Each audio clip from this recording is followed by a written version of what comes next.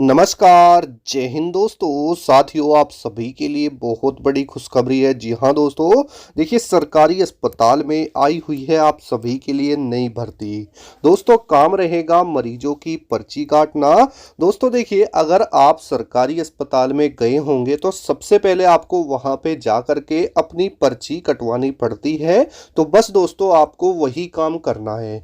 ये काम बहुत ही आसान होता है, आप इसे आसानी से भी कर सकते हैं। ठीक है। अब देखिए दोस्तों, अगर आपके भी 8वीं 10वीं में 50% अंक हैं तो आपको ये फॉर्म जरूर भरना है। ठीक है। देखिए, ना इसमें कोई परीक्षा है ना कोई फिजिकल है। दोस्तों, सीधी भर्ती आपकी ये रहने वाली है। साथ ही आयु सीमा की बात करें तो 18 से 50 वर्ष के जितने भी महिला व पुरुष हैं इस भर्ती के अंदर फॉर्म भर के यहाँ पर नौकरी ले सकते हैं।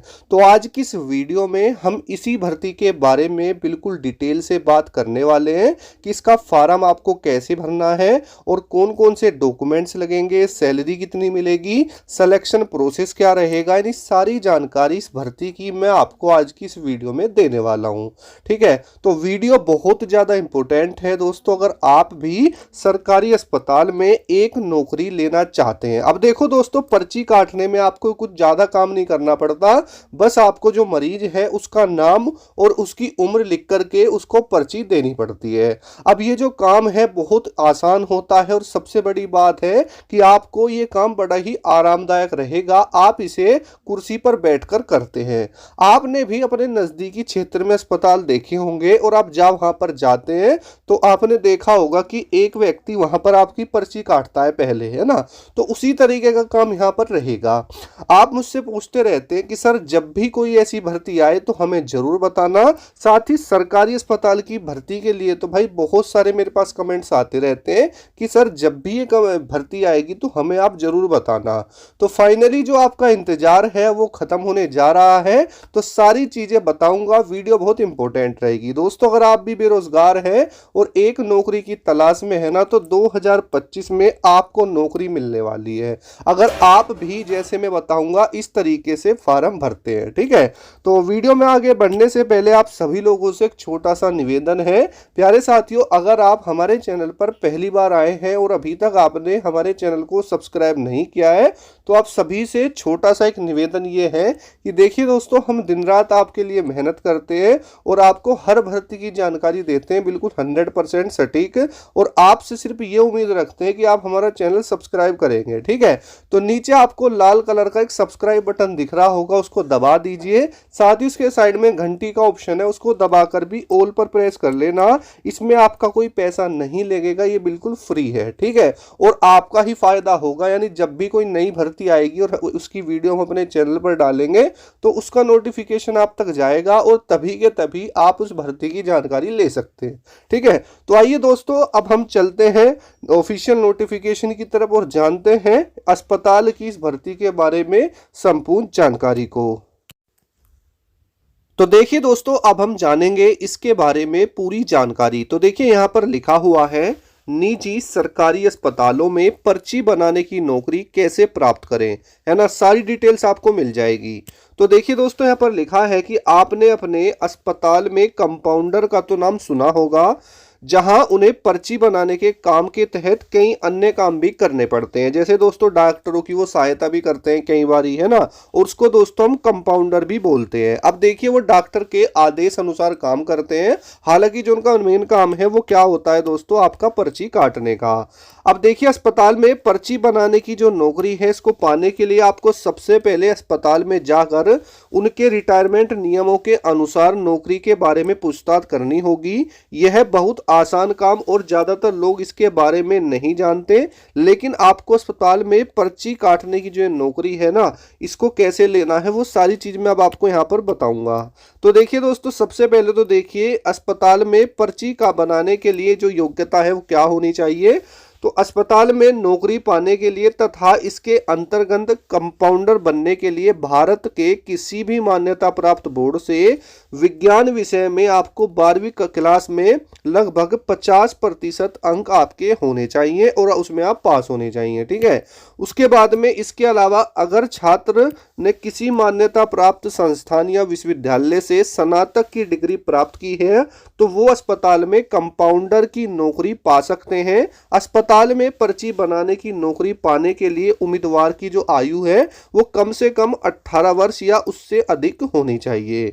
उसके बाद में देखिए बात करते हैं कि अस्पताल में पर्ची बनाने के लिए कौन कौन से आवश्यक दस्तावेज होते हैं। जो आपकी नौकरी है उसमें कौन कौन डॉक्यूमेंट्स लगते हैं। तो लिखा हुआ है कि अस्पताल में पर्ची बनाने की नौकरी पाने के लिए आवश्यक दस्तावेजों की सूची नीचे दी गई है। जैसे दोस्तों सबसे पहले तो आप देखेंगे आपके पास शैक्षणिक योग्यता प्रमाण पत्र होना चाहिए। उसके अलावा आपके पास आधार कार्ड की फोटोकॉपी, पैन कार्ड की फोटोकॉपी, 2 रंगीन पासपोर्ट साइज फोटो, हस्ताक्षर व अंगूठे का निशान और मोबाइल नंबर और एक ईमेल आईडी। ठीक है।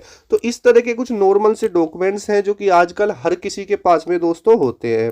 उसके बाद में बात करते हैं कि आप निजी अस्पताल में पर्ची बनाने की नौकरी का जो ये काम है कैसे पा सकते हैं। निजी का मतलब होता है कि जो आपके आसपास अस्पताल हैं। ठीक है। तो यह बताया गया है कि निजी अस्पताल में पर्ची बनाने की नौकरी कैसे प्राप्त करें। तो सबसे पहले तो जो इसकी योग्यता है वो आपको जानना जरूरी है। तो लिखा है कि सबसे पहले इस नौकरी को पाने के लिए आपके पास आवश्यक शैक्षणिक योग्यता होनी चाहिए। आपको किसी भी मान्यता प्राप्त बोर्ड से विज्ञान में 12वीं कक्षा की परीक्षा 50% अंक से अधिक अंकों से उत्तीर्ण होना चाहिए। आप उसके अलावा आपके पास अगर स्नातक की डिग्री है तो बढ़िया बात आपके लिए रहेगी। यदि आपने केवल 12वीं कक्षा तक पढ़ाई की है तो आप स्नातक की पढ़ाई पूरी कर सकते हैं और उसके बाद किसी निजी अस्पताल में कंपाउंडर की नौकरी के लिए आवेदन कर सकते हैं। उसके अलावा निजी अस्पताल में नौकरी पाने के लिए आपको साक्षात्कार पास करना होगा, जिसके बाद आपका जो है दस्तावेज सत्यापन किया जाएगा। यानी दोस्तों होता क्या है, जैसे मान के चलो आप वहां पर गए, ठीक है, उसके बाद में वो आपसे बातचीत करेंगे, देखेंगे, उसके बाद में जो आपका डॉक्यूमेंट्स वगैरह है वो चेक करेंगे और उसके बाद आपको अस्पताल में पर्ची बनाने के काम का प्रशिक्षण दिया जाएगा।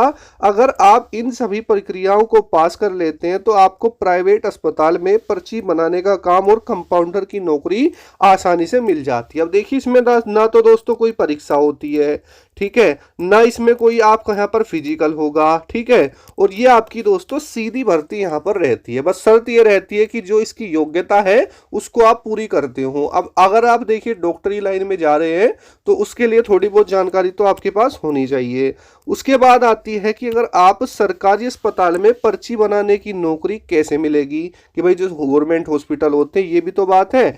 तो देखिए 2 तरह के हैं, प्राइवेट और गवर्नमेंट, दोनों की अलग अलग सिलेक्शन प्रोसेस होता है। अभी जो हमने बात करी थी जिसमें कोई परीक्षा वगैरह नहीं है वो थी आपकी प्राइवेट की।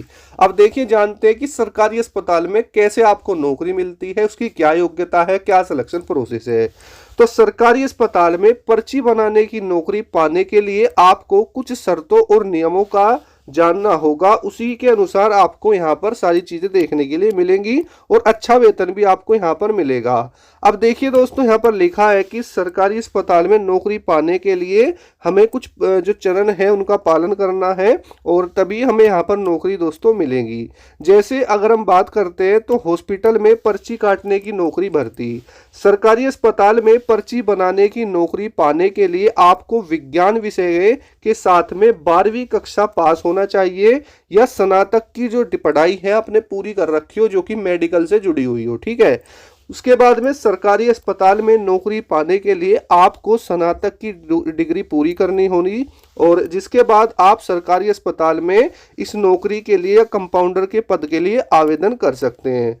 उसके बाद में लिखा है कि सरकारी अस्पताल में नौकरी पाने के लिए एक छोटी सी प्रवेश परीक्षा होती है जिसमें आपको शामिल होना है और उसकी है परीक्षा अलग अलग राज्यों में अलग अलग जिलों में आधारित करवाई जाती है, जैसे जहां पर भी वैकेंसी आएगी। उसके बाद में लिखा है अगर आप प्रवेश परीक्षा को पास कर लेते हैं तो फिर आपको एक छोटा सा इंटरव्यू टेस्ट देना होगा। कुछ राज्यों में यह आयोजित नहीं किया जाता, और यानी इंटरव्यू नहीं लिया जाता, लेकिन आपको इंटरव्यू के लिए उपस्थित होना पड़ता है। अब देखिए जैसे आपका एग्जाम हो गया तो उसके बाद में ना वो आपको बुलाएंगे, बुलाने के बाद में डॉक्यूमेंट वेरिफिकेशन वगैरह होगा, है ना, इस तरह की प्रक्रिया होती है। उसके बाद में जो भी यहाँ पर सफल हो जाता है तो यह सुनिश्चित करने के लिए आप स्वस्थ और फिट हैं, उसकी चिकित्सा और शारीरिक फिटनेस की जांच की जाएगी। इसके बाद आपके सभी दस्तावेजों का सत्यापन किया जाएगा। एक बार सभी दस्तावेजों का जो सत्यापन है हो जाने के बाद में अस्पताल में पर्ची बनाने के जो तरीके के बारे में आपको 1 से 2 महीने का प्रशिक्षण दिया जाएगा, मतलब ट्रेनिंग दी जाएगी। फिर आप पर्ची बनाने की नौकरी के तहत सरकारी अस्पताल में कंपाउंडर के रूप में काम कर सकते हैं। ठीक है, यानी आपकी वहां पर नौकरी लग जाएगी। तो ये प्रक्रिया आपकी सरकारी के लिए थी। अब वेतन की बात करें तो देखिए यहाँ पर लिखा है कि अगर आपको सरकारी अस्पताल में पर्ची बनाने का काम मिल जाता है तो आपको महीने की शुरुआत में 18,000 से 28,000 रुपये तक वेतन मिलता है। वहीं अगर आपको निजी अस्पताल में पर्ची बनाने का काम मिलता है तो आपको महीने की शुरुआत में 10 से 12,000 रुपये तक यहाँ पर वेतन देखने के लिए मिलेगा। ठीक है, तो यह है यदि आप किसी सरकारी अस्पताल में पर्ची बनाने का काम करते हैं तो आपको वेतन के साथ साथ यहाँ पर महंगाई भत्ता, ये सारी चीज़ें दोस्तों देखने के लिए मिल जाती हैं, है ना। तो ये है। बाकी अब देखिए कैसे अस्पताल में विभिन्न प्रकार के पद और भी आते हैं जिस पे आप आवेदन कर सकते हैं, जैसे दोस्तों गार्ड हो गया और पर्ची काटने का काम हो गया, वार्ड बॉय हो गया, इस तरह के बहुत सारे वर्ग दोस्तों यहाँ पर होते हैं। अब देखिए मैं आपको बताऊं, एक अनुरोध आप सभी से रहेगा कि देखिए जो आपके फार्म है ना वो आपको बहुत जल्द देखने के लिए मिलने वाले हैं। सबसे बड़ी तो बात यह है कि जब आपकी गवर्नमेंट वेबसाइट यानी ऑफिशियल वेबसाइट पर, बात को ध्यान से सुनना, जब आपके ऑफिशियल वेबसाइट पर फॉर्म आ जाएंगे तभी दोस्तों आपको आवेदन करना है। उससे पहले अच्छे से आपको पूरे नोटिफिकेशन को वहां पर पढ़ लेना है। ठीक है, देखिए यहाँ पर लिखा हुआ है कि आपसे अनुरोध है कि आपको क्या करना है, कि अनुरोध है कि विभागीय अधिसूचना को भलीभांति पढ़ने के पश्चात ही आपको विभाग में ऑनलाइन या ऑफलाइन आवेदन यहाँ पर करना पड़ेगा। यानी जब भी दोस्तों यहाँ पर आपके ये फॉर्म आएंगे तो हम आपको वीडियो के माध्यम से बता देंगे। तब तक आप हमारे चैनल को सब्सक्राइब करके रखना, जिस दिन भी फॉर्म आएंगे उसी दिन आपको वीडियो के माध्यम से बता देंगे। वीडियो में जो है हम सारी डिटेल्स आपको बताएंगे कि कौन सी स्टेट के फॉर्म है, ऑफिशियल नोटिफिकेशन क्या है, किस वेबसाइट से फॉर्म भरा जाएगा, यानी सारी चीजें होंगी। और जहां पर भी वैकेंसी आती है उसकी दोस्तों आपकी गवर्नमेंट वहां पर वेबसाइट होती ही होती है। ठीक है, तो मिलते हैं नेक्स्ट वीडियो में। जय हिंद, वंदे मातरम दोस्तों।